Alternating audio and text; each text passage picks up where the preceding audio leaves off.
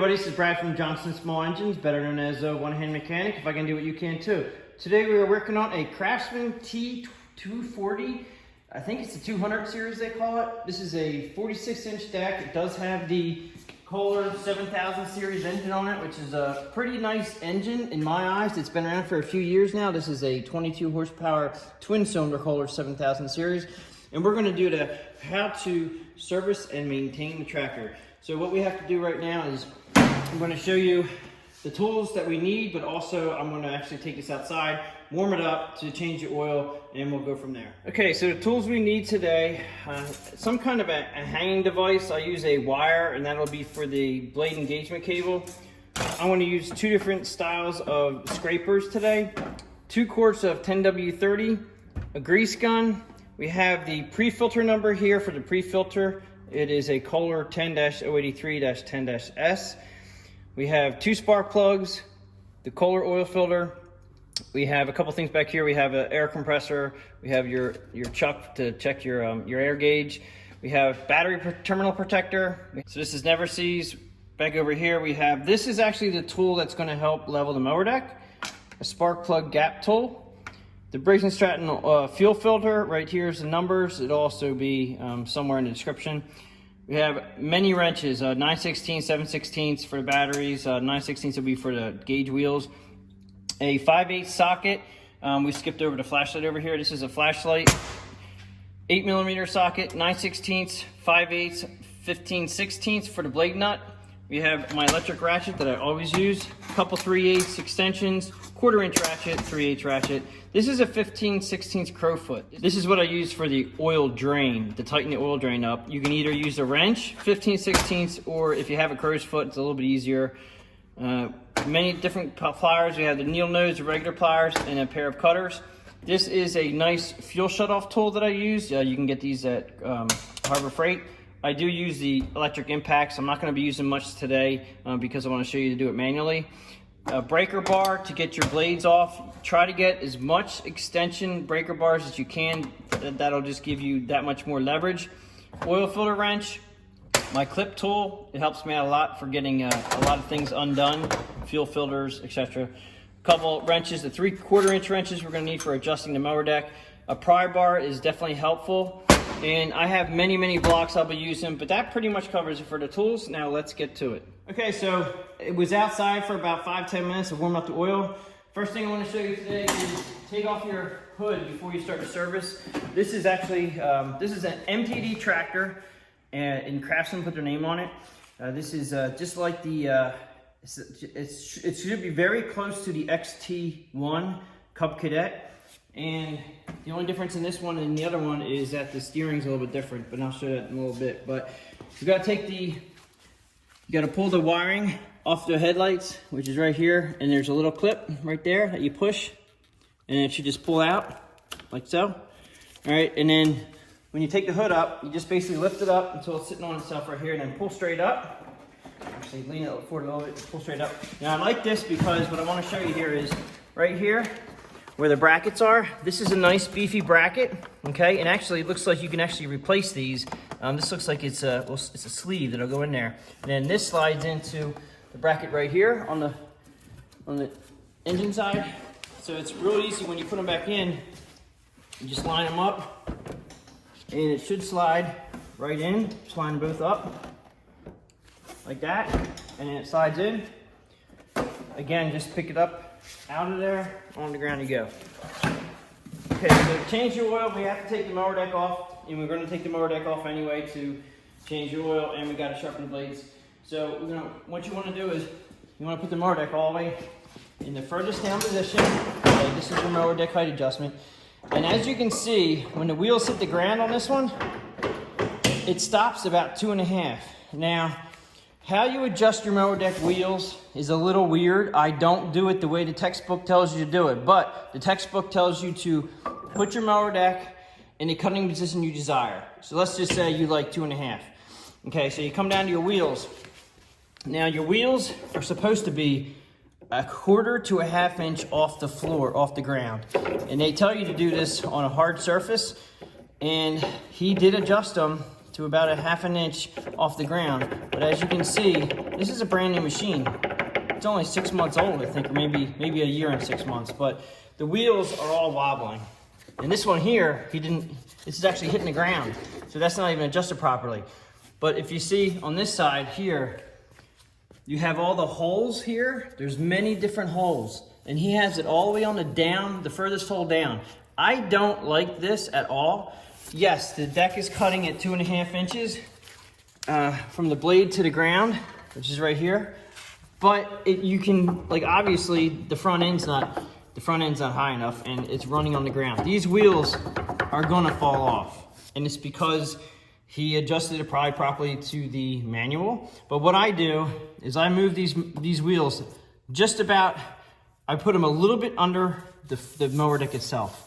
So maybe a ½ inch under the mower deck.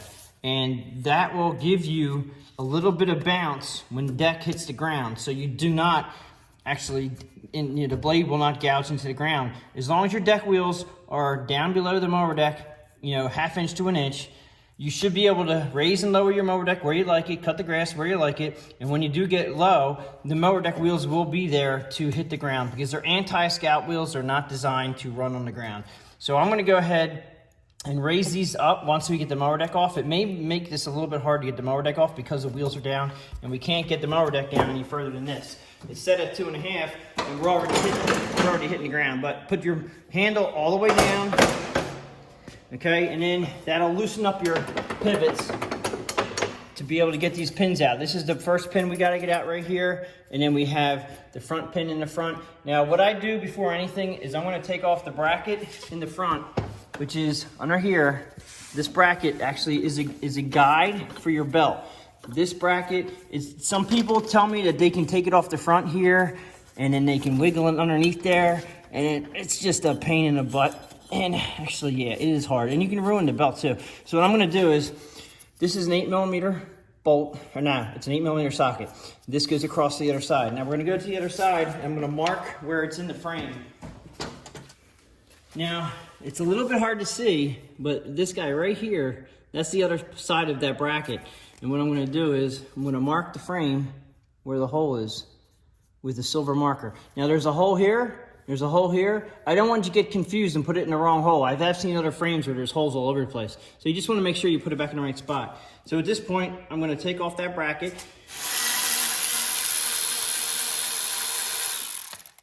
Make sure you don't lose your bolt. Slide that out. It'll just drop down, comes right out, and there is your belt off, just like that. And then when we put it back on again, we're gonna put the belt on, and then we're gonna engage the mower deck blade. Okay, so I'm just showing you when we put it back on, we're gonna engage the mower deck blades, and what that does is, it puts tension right there. This won't fall off, and then when you put your bracket back under, like so, like this, okay, then you have to go over to the other side and put it in the hole, and then you can come up here and then put it in this one, and then it'll be good to go. I'm taking the mower deck off right now, so let's go ahead and do that.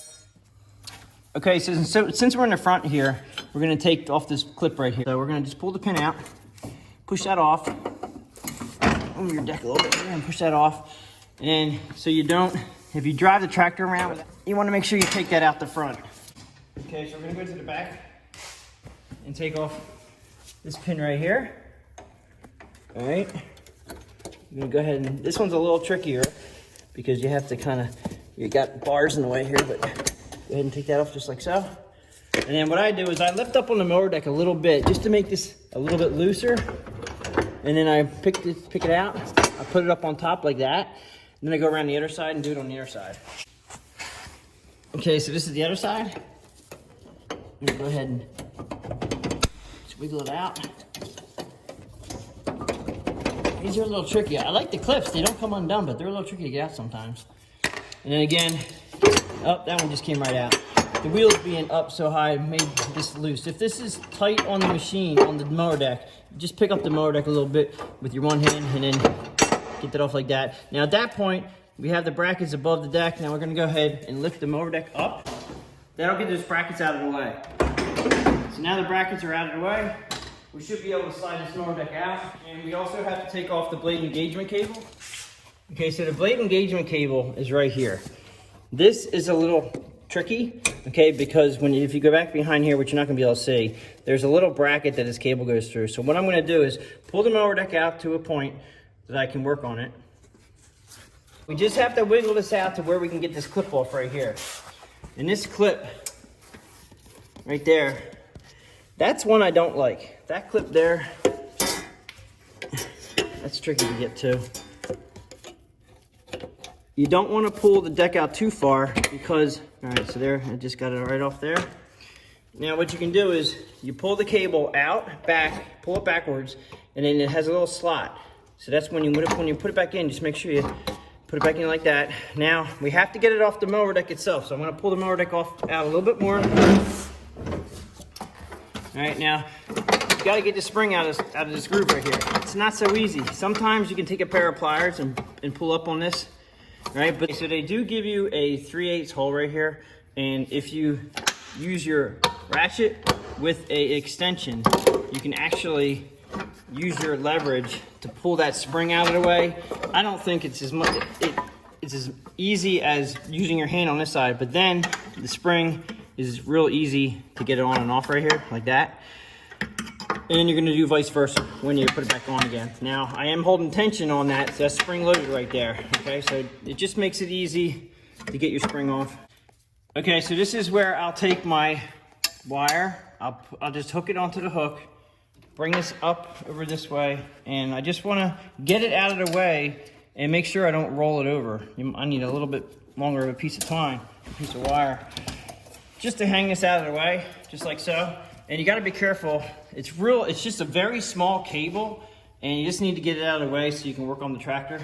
So let's go ahead and pull the rest of this out. And what you wanna do on the service is you wanna check all your bearings. Now, I need to get the oil out of this machine, so what I'm gonna do is we're gonna go ahead and jack this machine up, and we're gonna put a block of wood underneath it. Just wanna show you where the oil filter and the oil drain is. Okay, so the oil filter is here. It's on the left side of the motor, and the oil drain is here. Now, I do notice a lot of times when you go to use, this is a twist and pull. Now, when I turn this to the left, I'm pretty sure this is loose. Yeah, they're always loose. This needs to be tightened up against this. This right here is loose, so I cannot do the oil drain correctly. It won't allow it to me, so I'm gonna need, I think it's a 15/16 socket, or actually no, you're gonna need a wrench. 15/16 wrench, and we're gonna tighten this up real quick.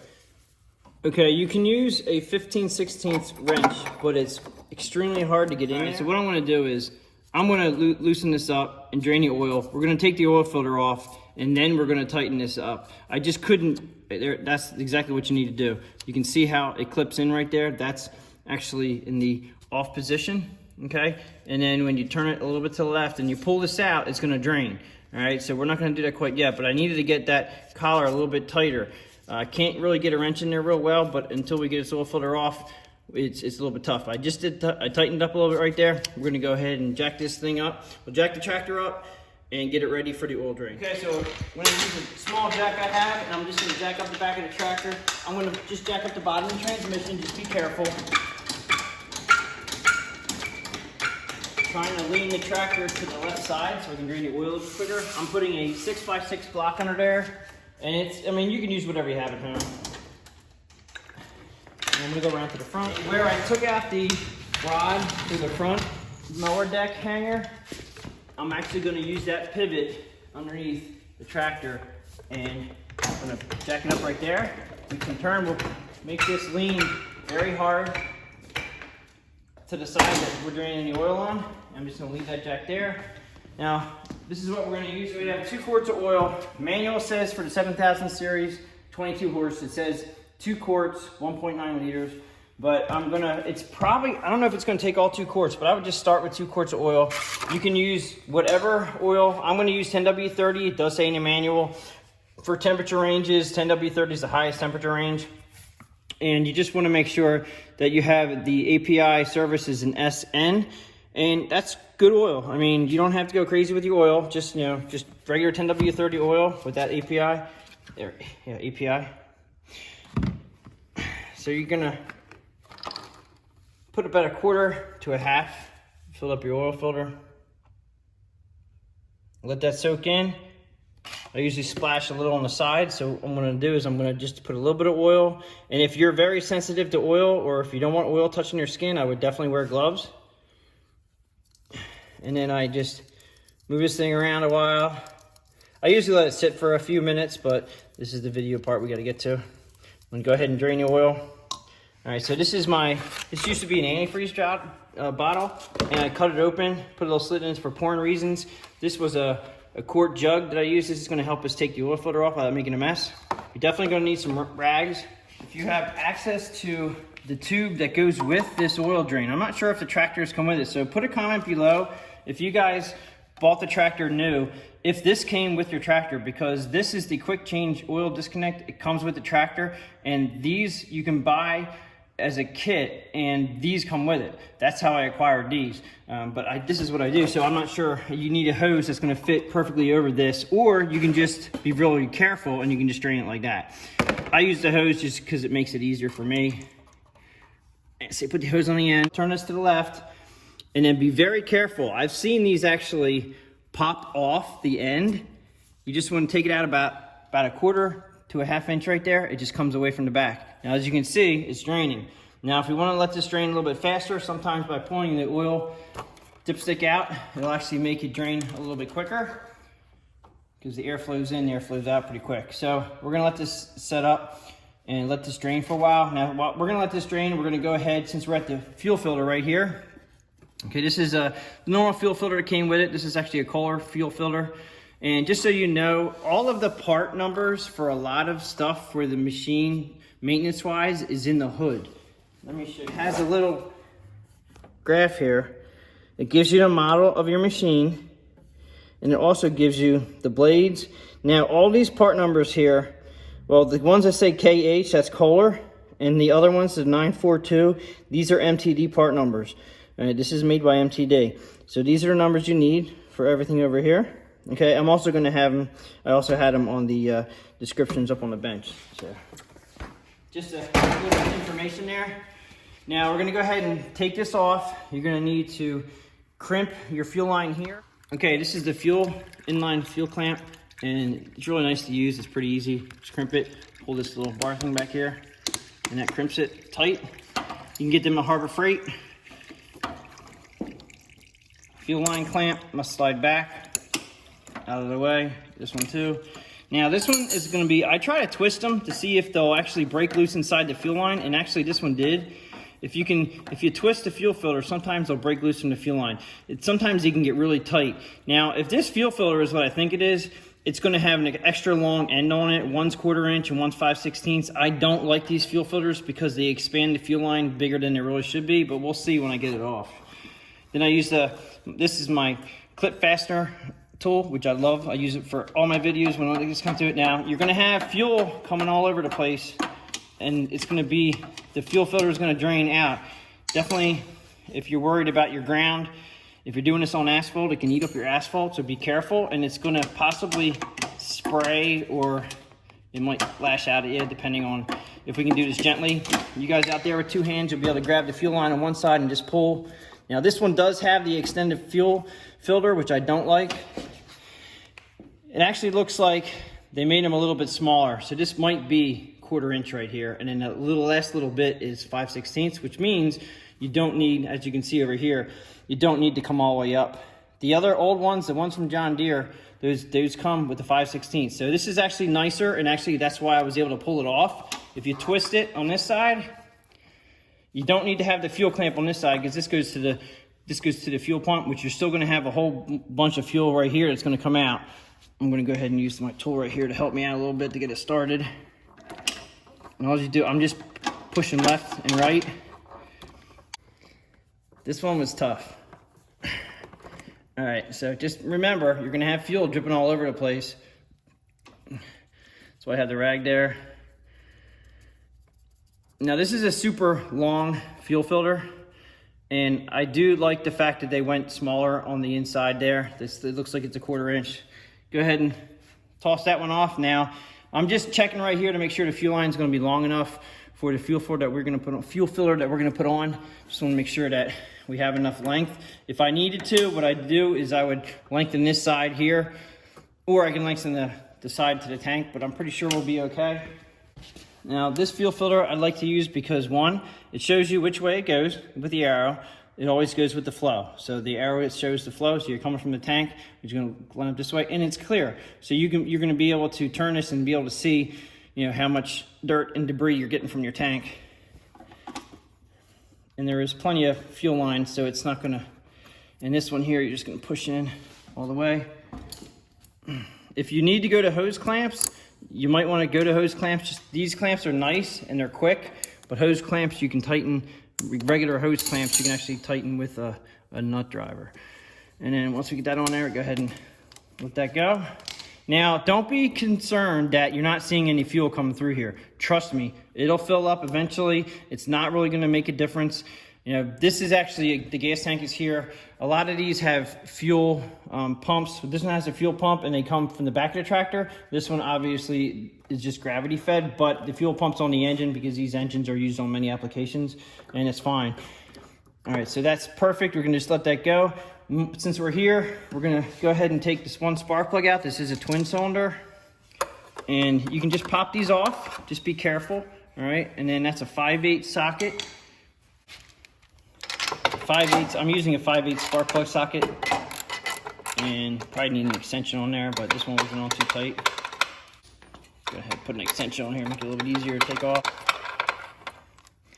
All right, not too bad condition, but on a service. Now, this is not showing you, this is showing you the Kohler number, so they want you to use their own product, but you don't have to. This is an RC12YC, Champion RC12YC. I use an NGK product, it's a CS6. I use an NGK, I just like NGK products, like their spark plugs. A CS6. Now, these are pre-gapped. I buy them in bulk, and they're pre-gapped to 30 thousandths, so you need to get yourself a gapping tool. All right, and I mark mine just because I use 30 thousandths all the time, and just make sure that you gap it correctly when you put it in. And then you're just gonna put them in by hand and then tighten them up with the socket. And there is another one on the other side. I'm gonna go ahead and do that one also. Okay, so it's tight, and when you put your booties back on, your boot back on your spark plug, you can feel it click in there. Okay, you'll feel that click. That's a metal tab inside the boot that actually will clip onto the spark plug. Make sure that's on, and you can just confirm by trying to pull it off. And if it doesn't pull off real easy, then you're clipped in, and you can feel it too. So let's go to the other side. Okay, so we're on the right side, and I'm saying right side if you're sitting on a tractor. If I ever talk about the tractor, it's always as you were sitting on the tractor. Now I'm just pulling the boot off. 5/8 again, socket. All right, this is Kohler. We're replacing with the pre-gap C6 NGK. Again, Champion, if everybody likes their Champion out there, it's a RC12YC. And the hood, I'm not sure if the hood on the sticker, if it gives you as far as what it gives you. We'll check that out in a second here. As far as spark plug part number. And you can always take the Kohler number off the spark plug, and you should be able to cross-reference that online somewhere. Okay, I'm just gonna listen for that click or feel it. Yep. Hood says for spark plug. So right here, fuel filter, oil filter, spark plug. So they're giving you the part number for the Kohler, they're not giving you a Champion. So they really want you to use Kohler stuff, but that's okay. You can just take this part number here, the 2513223S, and you can actually take it online and you can cross-reference that. But again, RC12YC Champion, you can use that, or the NGK C6S. We're over here, still draining oil. We're gonna go ahead and take the air filter off. It's pretty easy. You just clip one way, clip the other way. This will pop up. It's very nice. It's a very nice feature. Now it looks like this has a pre-filter. If you take your air filter off and it doesn't have a pre-filter on it, I would suggest getting one, and I will have that in the description below. I'll have the air filter and the pre-filter in the description below. So you're gonna take this off gently because you don't want to get dirt that goes into the throat of the carburetor. Now this is the throat of the carburetor. Normally what I'll do is I'll clean around here and I'll put a rag in here while I'm not, I just don't want to have any dirt go in there. But what you're gonna do with the pre-filter here, these are a few dollars. I don't bother cleaning them. Yes, you can take this off. You can hot soapy water and then let it dry out and then put a little bit of oil in it. Right now, I'm just gonna throw this away and we're gonna put a new one on. Now, if you keep that pre-filter clean, this air filter actually looks in pretty decent shape. And what you can do to check to see how dirty it is, just go to your trash can and start hitting it, and you're gonna start seeing debris come out. It's not too bad. I'm gonna take this outside, I'm gonna blow it off with compressed air, and I'll be right back. Okay, we're at the bench and this air filter is clean. Okay, sometimes you can put a flashlight in here and see that it's clear. Okay, and this one is showing that it's pretty clear. Now with my lighting, it's probably not showing it, but you can see through it with the flashlight. And if the air filter feels real heavy, or if you have oil saturated on the paper filter, throw it away. Once you get oil on your paper filter, now this is very light, and I know it's fairly new and it's clean. All right, but if you get oil on the filter, throw it away. It's paper, you can't clean it. You can try, but you're not gonna get out. This is what's gonna help you save that air filter's life. This is only so many dollars, and this one's a lot more money. But if you lightly, and the way I show people how to do this, back in the day, they used to pour oil over this, squeeze it out, and then use a rag and try to get all the oil out of this air filter. That's not how I do it. And this is just me, just my opinion, but what I do is I'll clean a bench. Now this is a stainless steel bench, I've been using it forever. Put a little bit of oil on the bench, not much, a very thin coat. That's actually probably too much right there. I spread it out even further. And all I do is one side, dab it, the other side, dab it, and that's it, okay? That's enough to get a little layer of oil. Now, I also use a very thin oil. I'm using a 0.20 weight because I just need a little bit. You can go ahead and buy the oil for the air filters. I know motorcycles, they have a certain kind of spray oil you can put on the pre-filters, which is nice. But being that your lawnmower, you don't need to go out and buy that expensive stuff. Just use a little bit of thin oil, or just a little bit of oil. And when you put that around there, the one thing is you do not want to have it too saturated with oil, because what will happen is it'll get into the paper and then it'll ruin it. Now you just line up your pre-filter. Like I said, if your air filter does not come with a pre-filter, I will have the part number down for you so you can get the pre-filter. All right, so that's pretty much done. We're gonna go ahead and put that back on the machine. Okay, so just wanna clean out around there and make sure that you have nothing going into the carburetor throat there. Go ahead and just push this on again. It should seat nicely. And then, as you can see on the air cleaner, you have little, they just go this way. They're just little plastic knobs that go one way. All right, and if you look at where they go into, okay, so you have to make sure that these knobs are open, and then you should be able to put it right down on top. It should fit flush, then just clip them tight. Boom, you're done. I do like that on that. Now, since we've had the oil draining for quite a long time, we're gonna go ahead and check our oil filter status right here. And this still has some oil in it, but it did go down a lot. So that's about where I like it, at least half full. And we need the oil filter wrench to get the old oil filter off. Okay, so I'm gonna go ahead and push this in right here. Okay, so you're gonna push that in, turn it to the right. That's gonna lock it in just like that. Pulling my tube off. Just be careful, you're gonna have remnants of oil going everywhere. And we're gonna we're gonna go over to our oil filter here. Now I do have, this is what I made for my oil drain and for the oil filter. So I cut the back end of it off, and this is just a quart jug. So I'm gonna slide this up under there, and then we're gonna take the oil filter wrench. And sometimes you can do that by hand. Usually the ones from the factory are really tight. This one wasn't too bad. And sometimes the oil filters actually have the part number on it. This one does. So it's a 1205001 from Kohler. Now, unscrew it. It's gonna have oil coming all over the place. And this is gonna be a little messy. Try to keep it minimal. And just let this drain into the container right here. And once it gets to the point where I can just twist it around like that, I'm gonna let that drip a little bit right there. Now, like I said about the oil drain being loose, what I'm gonna do, and we should be able to use the wrench now.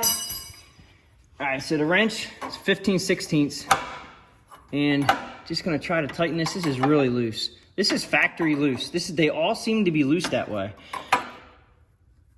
So So you always have to double check that. If you start getting an oil leak over here, and I'm gonna talk about the oil leak over here on 2 different occasions here as far as what can happen. This gets loose. Now, I like to have this sitting straight up so we can see it. Now I just got to the point where it was starting to get pretty tight. And I'm afraid if I go too far, then I'm not gonna be able to see the dot. Okay, I'm gonna use my crow's foot here and see if I can get it to tighten up a little bit more.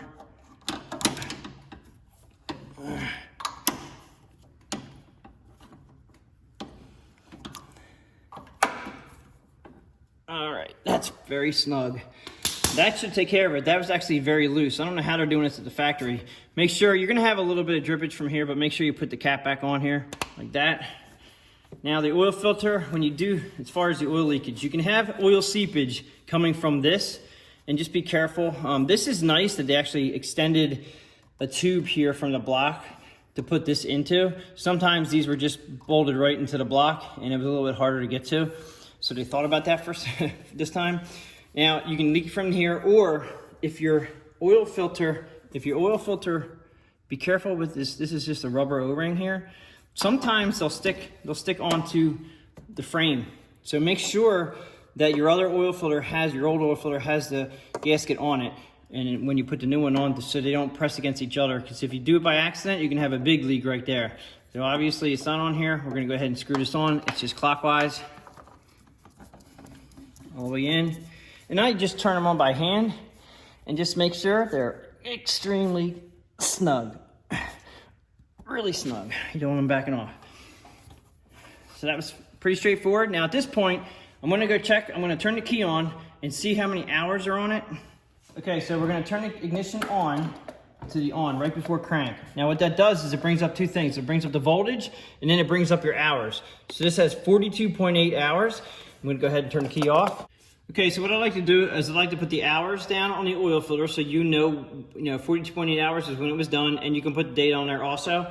Just something, it helps you keep track. I would say don't go more than 50 hours or, depends on your property. And I always say if the oil looks extremely dark, change it anyway. But okay, so we got this set up. Now we're gonna go ahead and lower the tractor down so we can put oil in it. Okay, so before I put oil in this thing, I'm gonna put up in the air. We're gonna check out the transmission drive belt. And I have to push it. When you want to push your tractor, if you haven't already known this, but behind your tractor right here is a pull-up knob. This is your transmission interlock that you can actually, right now it's in the push position, and when you're driving it's in. So if you want to push your tractor, pull this out, make sure your emergency brake is off, and you should be able to push the tractor wherever you want to go, nice and easy. And I want to get this up in the air, and I'll be right back with you. Okay, so I just want to see you guys the transmission on this machine, the transmission drive belt. I really like that they're reconfiguring things, making it easier for the homeowner to do this. But here's the drive belt, and the only thing we'd have to do to remove this transmission drive belt is take this pulley off. You don't want to really bend the fingers on here, these fingers here. These are the guides. I know a lot of people are going to bend these fingers out. You got to really be careful. You don't want to mess up your pulley. But taking a look at the transmission drive belt, make sure there's no cracks in it. This is brand new. Now what's really nice is that you don't have to worry about any steering issues. There's no steering column in the way. It comes down to a pulley that's under here, and then it comes down here. So it goes around a couple pulleys. Unfortunately, these pulleys are still plastic, it's just the way they're going. But you just want to check your belt for cracks. This one here only has 45 hours on it. Obviously, it's in really good shape. You have your hydro transmission fan back here. Make sure you're not missing any of your fins. This is plastic. This is the guide back in here. Pretty straightforward on that. All right, so you just want to make sure you check everything. Check your pulleys. I know these pulleys are going to be fine. But if you want to check your pulleys, what you want to do is you want to push the brake on and put the emergency brake in lock. So I'm going to go ahead and do that right now real quick. You just lock the emergency brake, which should make this tension get loose, which it does, and then spin your pulleys, and you listen. Now these are quiet, very quiet. Now there is one up here, and that one sounds good also. It's behind here, all right? And that's actually probably gonna be a little bit on the tricky side to replace. No, it looks like we might be able to get to the bolt up top, so we'll be all right. But anyway, I just want to let you know that's what we have to do to check everything here, and everything's good. So, okay, so let's go ahead and put this back down on the ground and fill it up with oil. Okay, so I'm going to put the rest of the first quart in. That way filled up the oil filter with. I'm gonna go ahead and, I'm gonna put in 1.5 quarts and I'm gonna let it set up. Okay, so I have almost 2 quarts in and we're gonna go ahead and check it. It's been sitting for a little bit. All right, so I don't know if you can see that on video or not, but it's right below the second dot, which is where it says full, and that's the dot on the upper side. All right, so we're gonna go ahead and fire this up. And to get the oil, filter's gotta get the rest of it saturated in there. So we're gonna go ahead and fire it up and let it run for a few minutes. And I'll be right back. Okay, so I just wanna show you before I start this, if you have problems with your machine not starting up on choke, if it doesn't wanna start up for you, it cranks and cranks and cranks and it doesn't wanna start, you have turtle, which is down here, all the way up to fast, which is here, and then it clicks into fast. Okay, now once it's in fast, that's where you put it to just run the machine. Okay, now this is the choke up top. Now you go past that hard spot. Now it puts it up on choke. Now let me show you around the front of the engine what the choke lever is. The choke lever is right here. I have the lever up on choke, as you can see over here. Okay, so this choke is all the way up, and I'm gonna hold it up. Now come around to the front again. Now I can still see, I still have a ways to go. This was actually not starting very quickly, and I was wondering if it needed to be adjusted. So here's how you adjust it. You're gonna go ahead and back down your throttle, right here.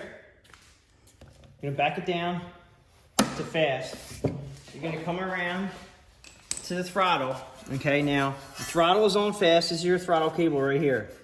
This is an adjustment. This is an 8mm socket that you use, or you can use the Torx head. Okay, back over to the choke here. It should start to go on as soon as we go past the full throttle position. Now what I'm gonna do is, I'm gonna pull this cable back just until I see this flinch a little bit. So we're gonna loosen up the bolt here just enough that we can pull the throttle cable. So I'm gonna pull the throttle cable just a little bit. All right, and loosen this up a little bit more. We're gonna pull the throttle cable just back a little bit.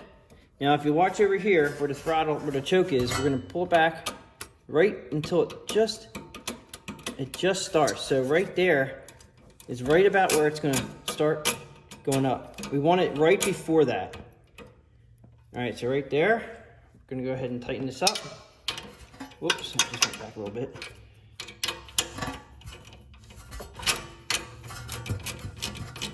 I'm gonna go ahead and tighten that up. Pretty tight there. Okay, so now let's just make sure that this is still working properly. So it goes all the way up in choke. Now let me go ahead and push the throttle up the choke and see how far this lever goes right here. Okay, so it went up. Now it's firmly planted in the choke position. And then when I take it down to fast, it's down off choke. So up on choke, it's firmly planted, down to fast. So now I'm gonna go ahead and start it up and we'll see how fast it starts. It should start fairly quickly.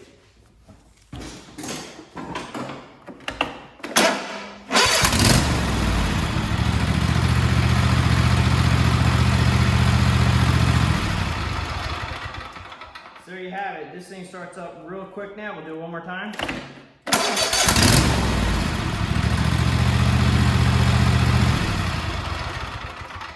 Now I'm going to take this outside, run it for a little bit just to get that oil filter all soaked up with the oil, and then we'll come back in to recheck the oil. Okay, so it was outside running.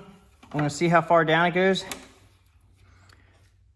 All right, so if you can, I don't know if you can see this, but right here is the line. So after it was almost at the full before we started the engine. So that's how much the oil filter just soaked up. So don't believe that you're full of oil before you start the engine when you have a brand new oil filter. So we're gonna have to put about another 1/2 quart in there or a 1/4 quart, and then we'll be right back. Okay, so I put the rest of the 2 quarts in, and I do believe that with an oil filter change, it definitely takes 2 quarts because right there, it is on the upper dot. It's really hard to see that because it's so clean. But I just went ahead and put the rest of the oil in, and we are good to go. I like to have it right on the top dot because here at this point, the engine's pretty much done. I want to go ahead and do the tire pressure while we're here. And look at the manual for tire pressure. What I do is I just look on the sidewall. Now it's going to be a little tricky. I have a flashlight here to try to show this, but it says right there, inflate to 14 PSI max. Now what I normally like to do is I like to put them at about 16 PSI, a couple pounds above max, just because of the fact that one, you're not driving down the road, and two, it makes the steering much easier. Okay, so tire pressure nipple is right here, and I'm using, this is a Harbor Freight Bauer 20 volt. It's a small air compressor that actually has been working out pretty conveniently. Well, that doesn't help too much. I don't really go by the pressure on the gauge on this. I usually use just a regular pressure gauge. It's a regular pressure gauge like this. This is a digital pressure gauge. And by looking at it, I think we actually, the customer wants to really pump these up. Let's see what we got here first. That says 20 PSI. I thought they were a little bit on the high side, so we're gonna go ahead and lower this down to 16. Some people compensate by having tire pressure. Well, there's 15.7. I'm gonna go ahead and leave it at 15.7. We'll do the other side at 15.7. You just want them even, okay? I mean, 20 PSI, it's a little bit on the high side. There is a grease fitting here. Normally the grease fitting is on the inside of the hubs, but that is a grease fitting, and we're gonna have to definitely grease that. This has the 0 turn radius steering. So what it is right here, this is new to me. This is a little bit new, but believe it or not, this thing turns on a dime. So that is one of the nicer features of this machine, is that it is a newer style turning radius, and it works pretty good. So we're gonna go ahead and I'll get all the tire pressures done, and we'll be right back. Okay, I just want to show you on the back tire. This guy had 20 PSI in the back tire, and believe it or not, the bigger the tire, the less pressure on these tractors. And if you look at the inflation, it's upside down here, but it says maximum, inflate 10 PSI max. So you don't want to go over the max 10. I usually put them at 10 or 11, depending on how I feel, because usually we're doing these services in the wintertime and they sit all winter. So I want them to be at least 10 when they get them out in the springtime. But also, when you do use your air gauge, this is digital. I like the analog ones too, but they're going digital is real easy. Before you go ahead and check your tire pressure, you may want to put a little air in the tire if you know you have tire sealant in the tire, because people do use tire sealant. I would rather use a tube if you have a flat tire, but some people use tire sealant. If you put your gauge on it, before you actually blow a little bit of air in there or push a little bit of air through, you can ruin your tire gauge, especially digital ones. Analog ones can also be ruined, so you just want to go ahead and just put a little bit of air in there before you check tires. But again, this guy had his at 20 PSI. We're lowering it down to 10, and we'll be right back. Okay, so we're back at the battery here. The battery is underneath your seat. Okay, you definitely want to check to make sure they're clean, and these are very clean. It's a pretty new tractor, and you make sure they're tight. All right. Oh, now this one here, this one's really loose. Now I'm surprised this thing actually started. You want to make sure that these are very tight. Being like this right here, you can actually, can't see this very well on the camera, but being loose like that, it may or may not start, and you wonder why it won't start. That could be the reason why. So what we're going to do is, one side on these are factory bolts, and one side is 7/16 and one side is 3/8. So just be careful when you're working on the positive side. You don't want to arc your wrenches. Can't tell you how many times I've done that before, but you just want to tighten them up. Make sure this is extremely tight. All right. And we do check, we also check voltage here. So when you're running the machine, it should be above 13, between 13 and 14 volts at an idle when you're not running the machine. If it's just sitting idle and it's not running, they should be at least 12 point something if you have a pretty decent battery. And just so you know about the batteries, this one here, it says it's a 230 cold cranking amp battery. And the CCA, that means cold cranking amps. That's what you want to refer to as the battery cold cranking amps. Now, you're like, okay, well, what kind do you get? Don't go any lower than 230 cold cranking amps for a twin cylinder motor like this Kohler. If you go any lower than that, one, you're getting a cheaper battery, and two, it may not last, or it may not even crank the engine very well. This one here is original. I can just tell by looking at the sticker on here. I would bump this up to 250 to 275 if you buy another battery. I do sell batteries. They're 300 cold cranking amp batteries. They're very good batteries. They're a little bit expensive, but they work really well. So just keep that in mind when you're replacing your battery. You want to get above 230 if you can, because 230 is minimal for this tractor. Another thing is the starter solenoid is actually underneath this battery. It's actually located behind the tractor, and I can tell this by this bolt here and its clip. The solenoid is on the other side of that, and I'll go ahead and show that to you. Okay, so I took the battery out to show you where the starter solenoid is. It's down here.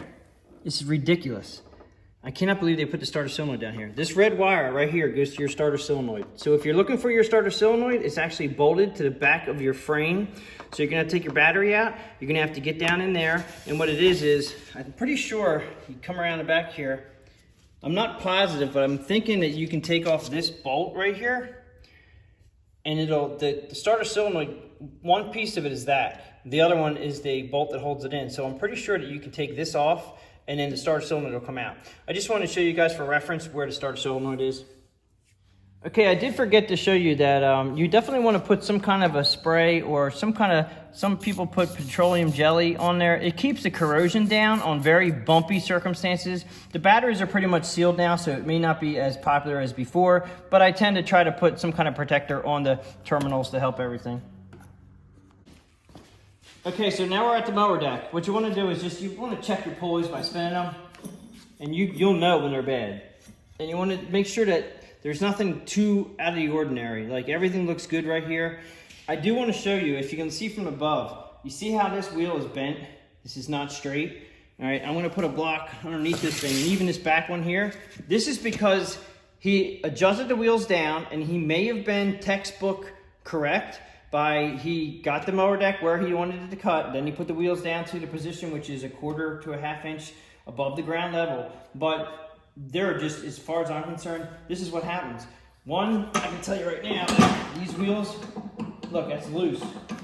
This is from being beat up. This wheel is supposed to be like this. Well, actually, no. The two in the front are supposed to be round, and you can tell it's been running and grinding away here. And the back one here, this is also loose. Okay, they shouldn't be loose, and that's from getting beat up on the ground. He was running on the ground and beating up everything. When you run the mower deck rigid on the ground, you're actually you're gonna ruin all these pivot points where it connects to the frame. They'll all get loosened up and wilded out because you can't run hard to the ground. It'll hurt the machine. So what I'm gonna do is I'm gonna go ahead and adjust these up to where they're just a little bit lower than the mower deck, and I'm gonna go ahead and do this one. Okay, so I raised the wheels up. I didn't go all the way up to the top because I want it to be a little bit below the edge of the mower deck, so it's an anti-scalp position. So now you can still roll the mower deck, and it's right below. So if the deck hits the ground, it'll hit the wheels first. That's my personal preference. Been doing it for years. Hopefully it works for you guys. If not, you can do the textbook, like I said, how to do that down here onto the mower deck. Okay, so these covers here are guides. Do not run the mower deck without these covers. These are actually belt guides. They actually keep it on. I'm gonna take one off to show you. You need an 8mm socket.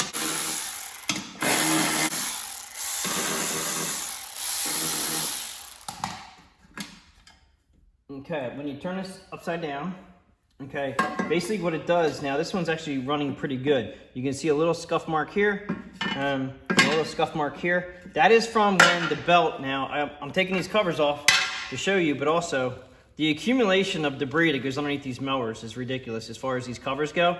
People are like, well, why do you have the covers there? The covers there are there for belt guides and to keep your feet from getting wrapped up in these if you ever slip off your footrest on your machine. But you have to clean these out. Now you can see how much was there. That's really not that bad considering I did clean this machine before I started servicing it, and you just got to get all that debris around. To spin these, you have brakes. You do have to check out your brakes right here. Now this brake, this one on this side is usually always good. The one on this side, I've had issues with some of these mowers where you see how ground in it is. Okay, it's really in on the pulley, and this is only a year in. Now I don't like it too much, but it's not much I can do. I think the return spring might be a little bit much, but I get it. It has to take the brake. It puts the brake on. When you disengage your mower deck, it actually has to put brakes on so the blade stops spinning at a certain time interval.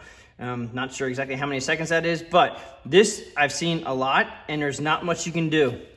Once this actually grinds into the pulley, you're gonna start hearing screeching, and then you have to replace it. And when you replace it, all you need to do is buy this, and you're just gonna take 2 of these bolts out, take the spring out, obviously, and you bolt it back on, and away you go. But basically you're engaged right there, and when you disengage it, it slams back in here. I would think it would be like this, okay? But it's not, and it's not because of this return spring is so powerful that it's just jamming it in there. I don't like that at all, but that's just the way it was built. There may be an option later on about that. I'm not getting into it. This is just a service, and if you can imagine, this is only 45 hours in. This is gonna be a problem, I think, in the future. Just wanna let you guys know that. You may wanna either stock up on this brake. It's still gonna wear in pretty good. As long as it doesn't wear through to the metal and it doesn't make any major screeching noises, you're fine. I think if it wears down any further, we're gonna have problems with this pulley getting too close to this. Now granted, when this is disengaged, it's all not moving right now, so you don't have to worry about it too much. When it's engaged, everything is seated differently, so you're not gonna have this problem when it's actually engaged. But going back to the covers, these covers are belt guides. When you go and put the belt covers back on, you wanna make sure that you have tension on your belt right here around the pulley, and you're just gonna go ahead and slide it on. Make sure, you can always tell where they went by the little outline drawing, the outline of where it goes. Just put it back where it belongs. Put your bolts back in, tighten them up, and I'm gonna move on to the other side. To the other side, we're just gonna take it off and look at it.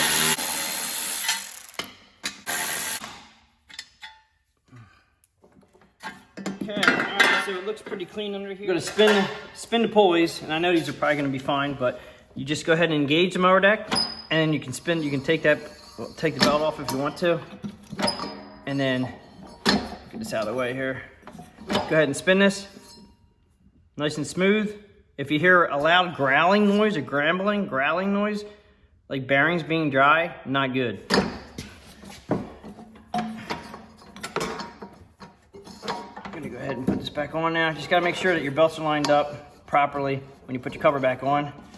And I usually try to get them pretty tight so it's easy to put the covers back on.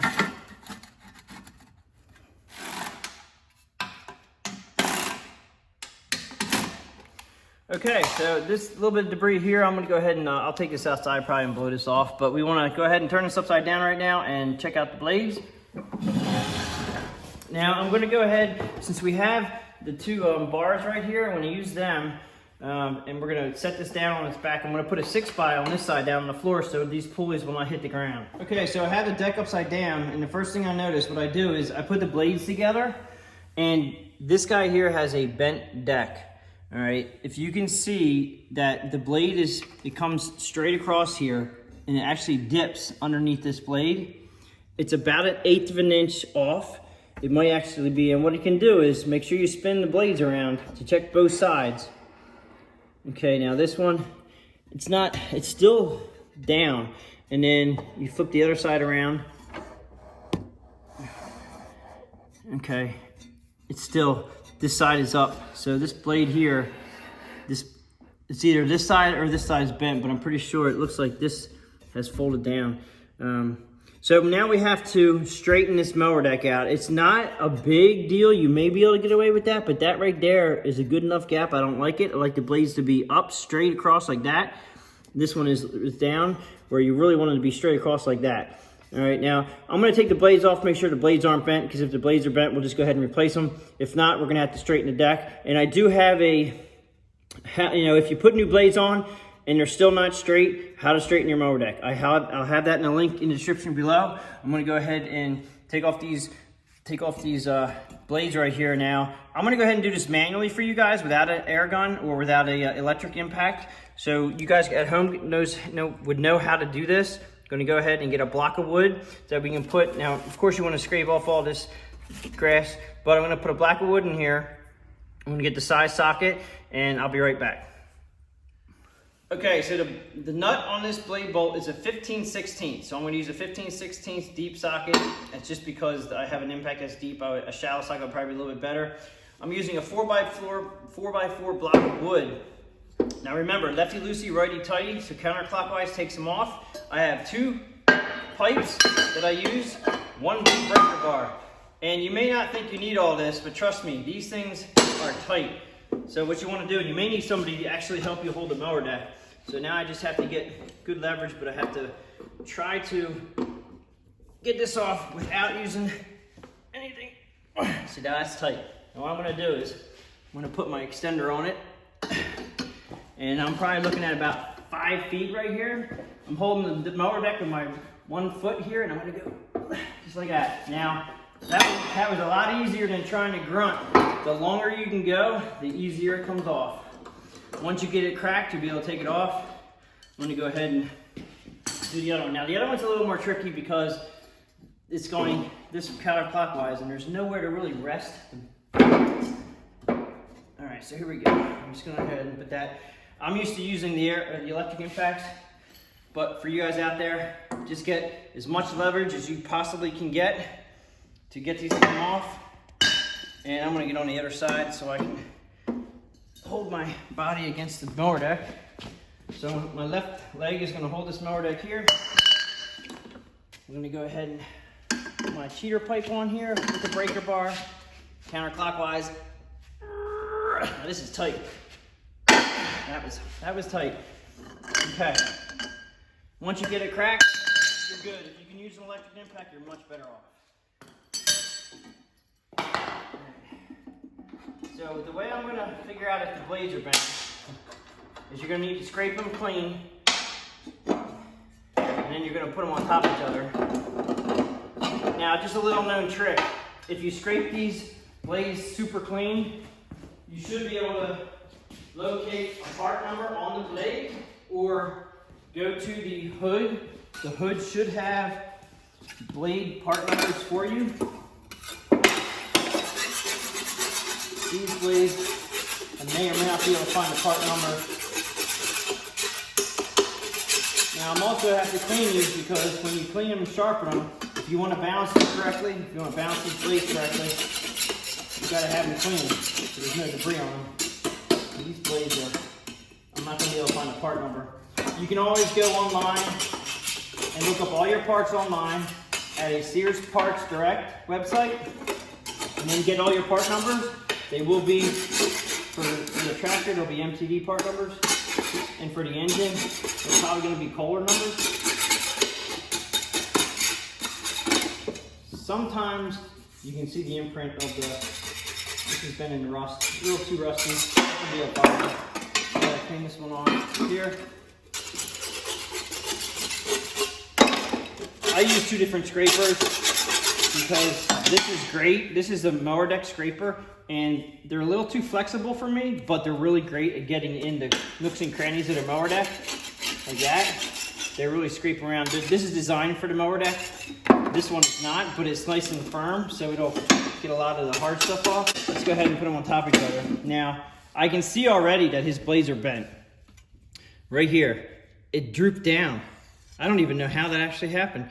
He has a blade that actually, it curves up. So the top blade is straight across. The bottom blade actually curves up. So if I go ahead and flip-flop them, the top blade now should be sitting up in the air like that. Okay, so that was the problem. So his deck wasn't bent, so you make sure you check your blades first before you actually go ahead and straighten the mower deck. Like I said, I have a link to the description below on how to straighten your mower deck, but luckily for me, because straightening your mower deck is actually a pretty intense project. But as you can see, we have a straight blade on the bottom and a curvature on top, so we're going to go ahead and replace this guy's blades. Okay, so new set of blades, and these are about as perfect as you get side to side. All right, so that really is nice. I'm so happy that we didn't have to go ahead and straighten the mower deck, so that was nice that that happened. That went well. And there's a couple things. I use 2 different scrapers. Putty knife from home is great. This one here is just very rigid, I like it. And then this one just gets my corners, but it's very flexible. And as you can see, cleaned up the mower deck. That's what you should do when you do a service. Also, this is a copper-based never seize. You can use whatever never seize you have. It doesn't have to be copper-based. I just use this because in automotive, we like to use the copper-based. Anyway, I put the copper or the never seize on the threads of that bolt before we put the nut on. And over here also too. And then I went ahead and I tightened all these up. Just want to make this a little bit shorter than that. So it's all good. We have even mower deck blades right here. Again, I can't stress enough, if you have unevenness right here, you're going to get a bad cut. So make sure you check your blades.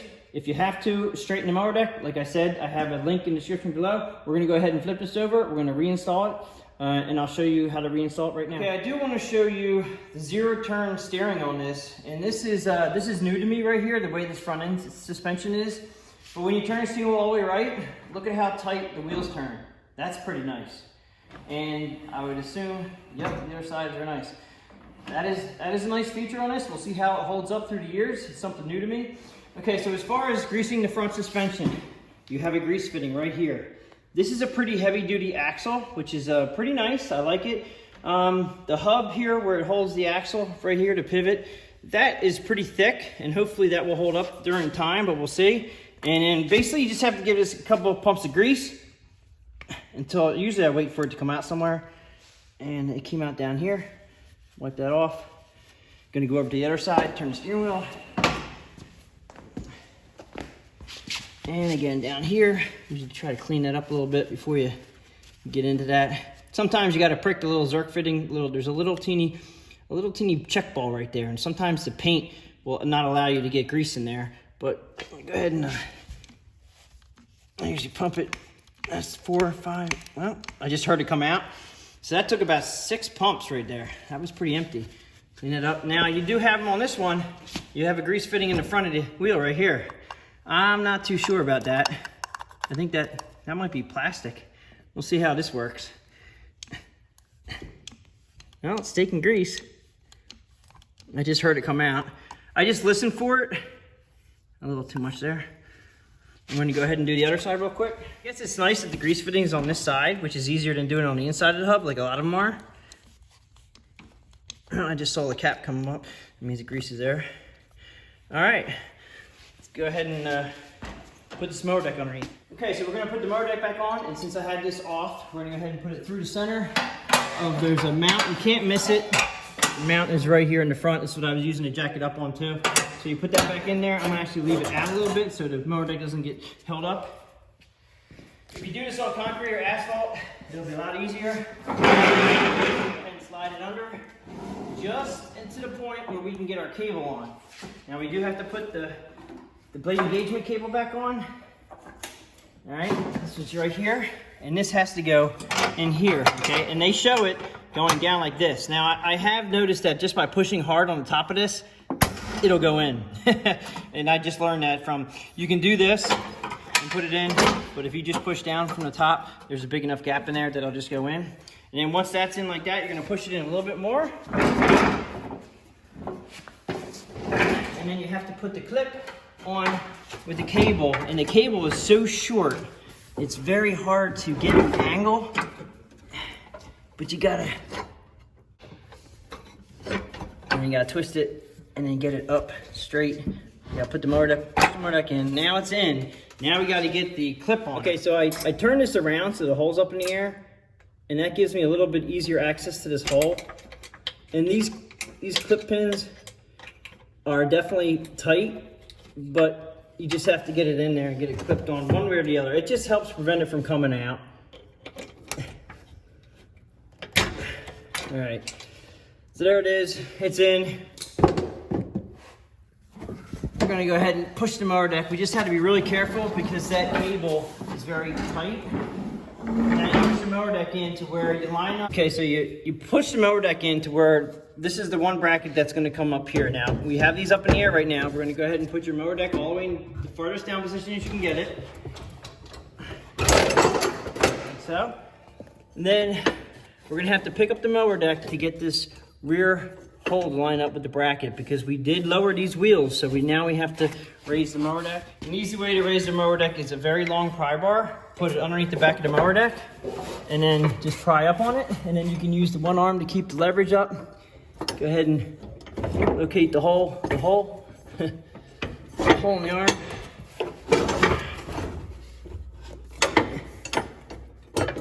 Like so. I'm gonna go ahead and put in the front bracket right now. And okay, I don't know if you can see this, but it says 42. It says 42 and 46. This is a 46-inch deck, so you're gonna put that in the 46-inch hole. And actually, you see what I did right here? Don't do this. Make sure the belt is above your rod, then put it in.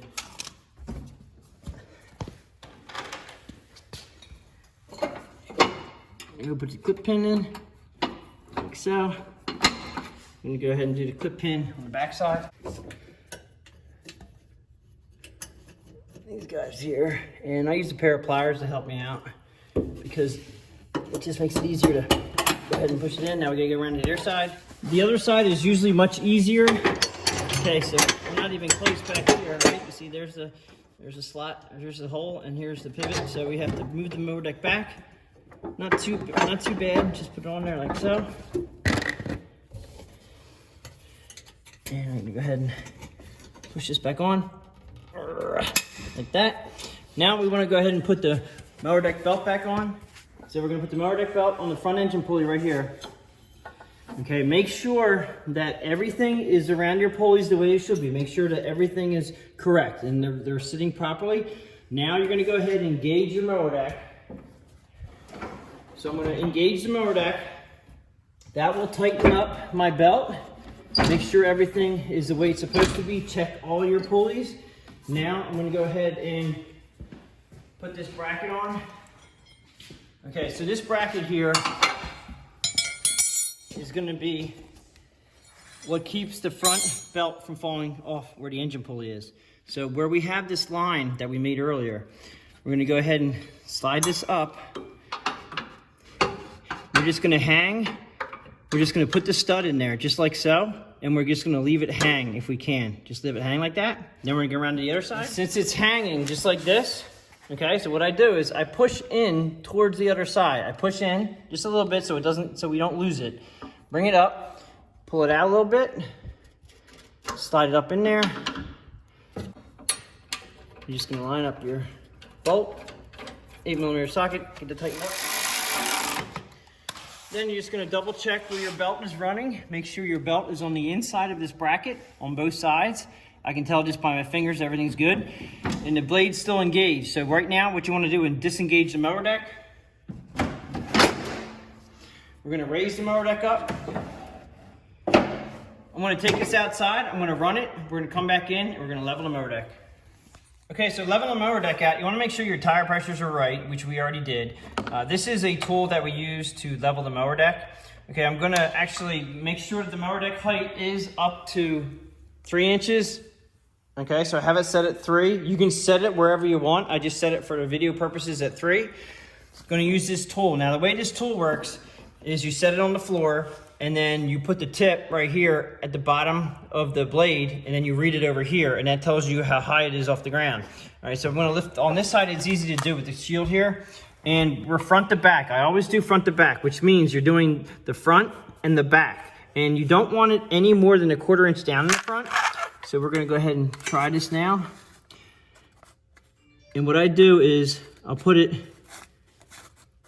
at the tip and then I put it down like that. And then I take my finger and I hold it tight so I don't bounce around and it moves. So right now we are at, it looks like 2 5/8, okay, on the front. So we're down 2 5/8, that's what that is. So then you go to the rear, and this one's gonna be a little more tricky because you have to find the rear over there. Okay, so it's at the rear. We're gonna go bring this out. Oops, I just moved it. Let's try it again. Sometimes you have to do it multiple times because you have to hold this steady when you bring it out and not bump anything.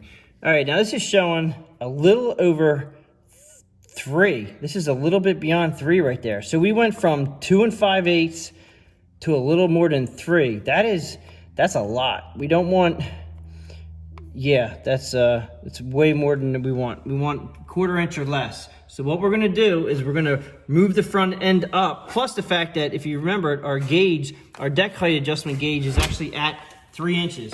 So our handle here, this is where our deck height adjustment is. We are at 3 inches, so we wanna be close to 3 inches when we level the deck. So we're gonna go ahead and move the front end up 3/4 inch round. It's really hard to see under here, but there's a locking nut and there's a regular nut. You have to unlock the outside nut, which I think is 3/4. Yeah, it's 3/4. So we're gonna unlock that. Oh, actually it was loose.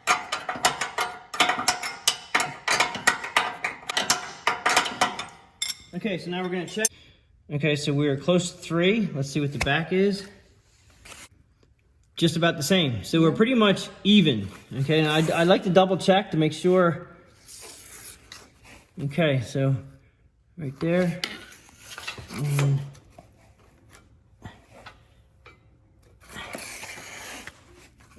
okay, so it is just a tick. So the back is a little higher than 3 and the front is a little lower than 3. So we are right on the mark. It's almost even. That's fine. It's a little bit down in the front. We're gonna go ahead and turn the blade side to side. We're gonna check side to side here. Okay, so it's showing about 2 3/4, a little bit more than 2 3/4. We're gonna go to the other side. Blade is now facing like right here. Okay, and sometimes you can actually write on your pulleys too. You can use a silver magic marker so you know which way the blade's facing, but you can also put your hand under and feel it. Now we're gonna go ahead and put the tip underneath on the tip of the blade here. Take it out. And we are, okay, so it looks like we're about 3 3/8. That's way high. Let me go double check real quick the other side. I'll be right back. I went around the other side and we're looking at, right here, we're looking at almost 3, so we're at 2 3/4. So, and we were at 3, geez, we were at 3 3/8. Yeah, so we are a good 1/2 inch off. This side is so high. All right, so the way you're gonna lower this is right here. Up here, you have locking nuts right here. Okay, and it's pretty convenient, but a large wrench is hard to get into. I'm pretty sure that's 3/4. We're gonna go ahead. We're gonna loosen this side up so it'll come down. Here, because my wrench is pretty large. A long wrench, you need a smaller wrench. Okay, so I have this tightened up, or I loosen this up, and now what you have to do is you kind of have to get a wrench on this one and a wrench on this one. Lock down this one to that one, and you're good and tight. So let's go ahead and check side to side again. Okay, so we're looking at just a little over 3 inches right now. I'm gonna go around to the other side. I'll be right back. I'm gonna check this other side real quick. Okay, so on the other side, we are just about perfect on 3. And then this side, we were a little bit higher. We're within 1/8 of an inch right there. You can't get much better than that as far as I'm concerned. Now, I always do front to back first, then side to side. Now this tool, it's not for everybody. This is the correct way to level a mower deck. I've had everybody do many different kinds of ways of deck leveling, but being that this is showing that we were right on the mark with 3, and now if you look at our handle, our deck level handle, we're right on 3. So we're right where we should be as far as putting the deck in level position and front to back and side to side. So now you're ready to go out and cut. And it just goes to show you that he may have been compensating with lowering these wheels to compensate for how uneven the deck was. You definitely want to do tire pressure, get your wheels up off the ground. They're anti-scout wheels. I just make these wheels just a little bit lower than the mower deck, just so they scout, or not so they scout, just so they won't let the deck scout. And that's how I do it. As far as getting the hood back on and getting this thing ready to get back into action, let's go ahead and do the hood real quick.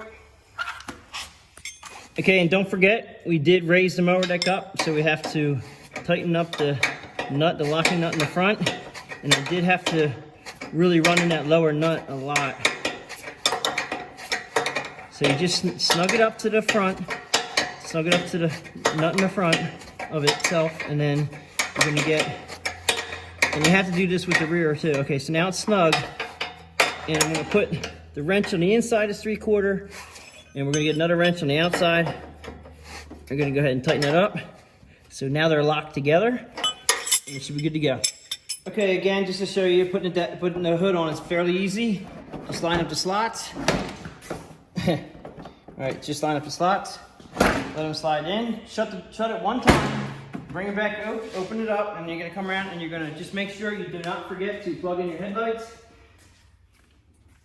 You have a little teeny clip right there, and a clip there. This is a little nubby right there, but they just go, and that one will clip to the other one, just like that.